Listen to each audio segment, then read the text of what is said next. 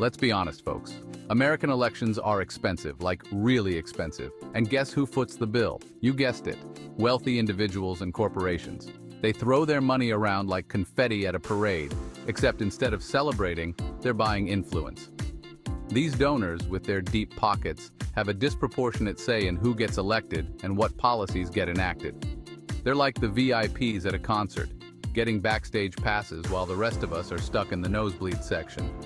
Now, some might argue that contributing to campaigns is just a form of free speech. And sure, on paper, that sounds nice. But let's not kid ourselves. When one person can write a check for millions while another struggles to make rent, that's not a level playing field.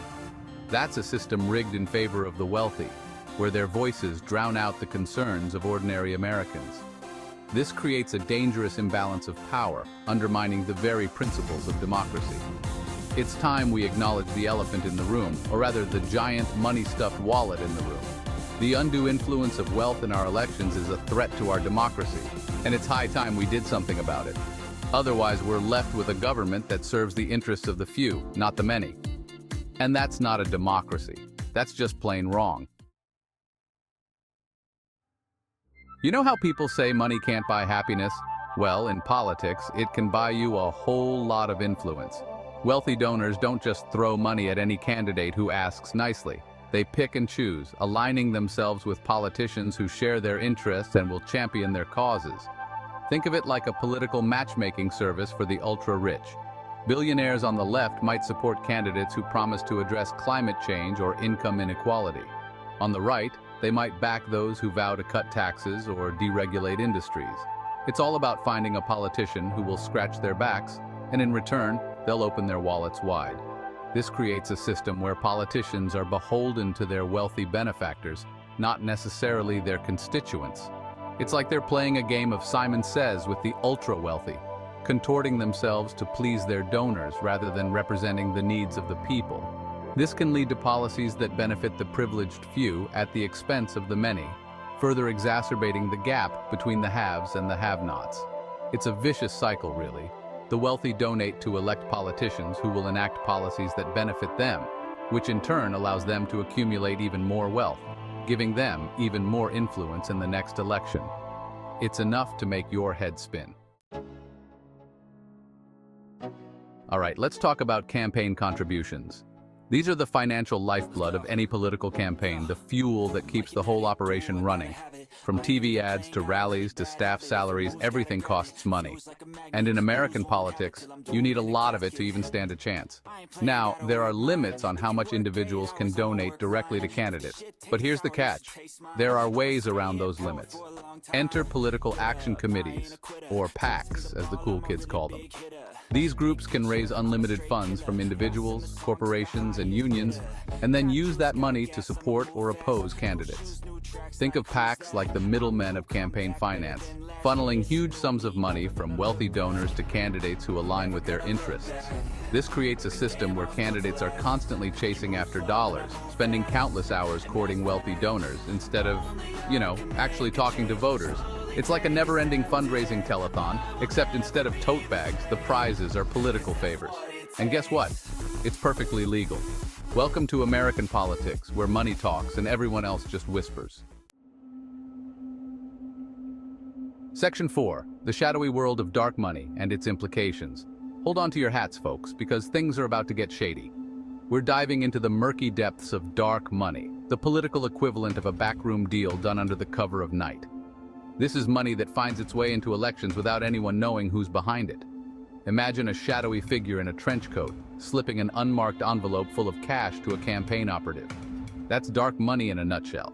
It's channeled through nonprofit organizations that aren't required to disclose their donors, making it nearly impossible to trace the source of the funds. Now, why would anyone want to hide their political spending? Well, maybe they don't want to be associated with a particular candidate or issue. Or maybe they're trying to influence the election without anyone knowing they're pulling the strings. Whatever the reason, dark money is a recipe for corruption. It allows special interests to secretly bankroll candidates and influence elections without any accountability. It's like playing poker with someone who's wearing X-ray specs. They can see your hand, but you have no idea what they're holding. This lack of transparency undermines the integrity of our elections and erodes public trust in our democracy.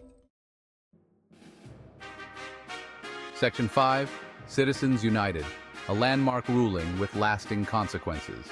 Buckle up, Buttercups, because we're about to time travel back to 2010, a year that changed the landscape of American politics forever.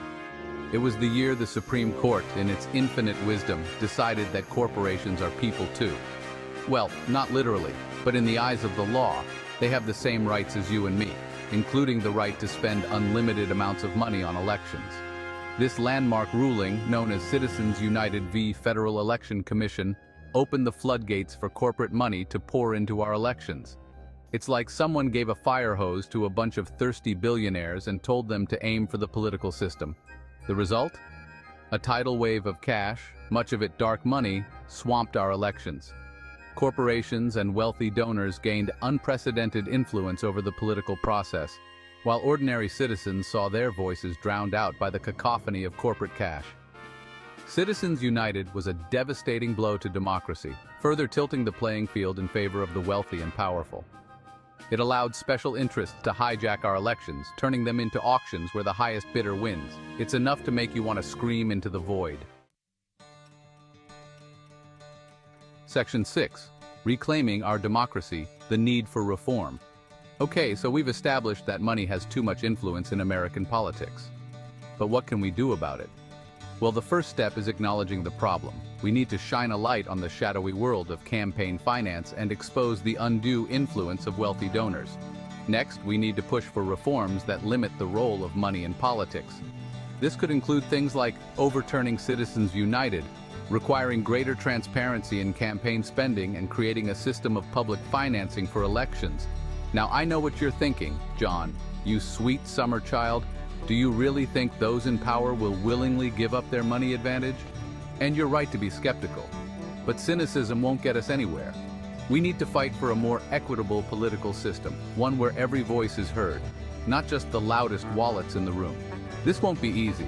It will require a sustained effort from all of us, citizens, activists, and even some brave politicians willing to stand up to the status quo. But the future of our democracy depends on it. So let's get to work, shall we?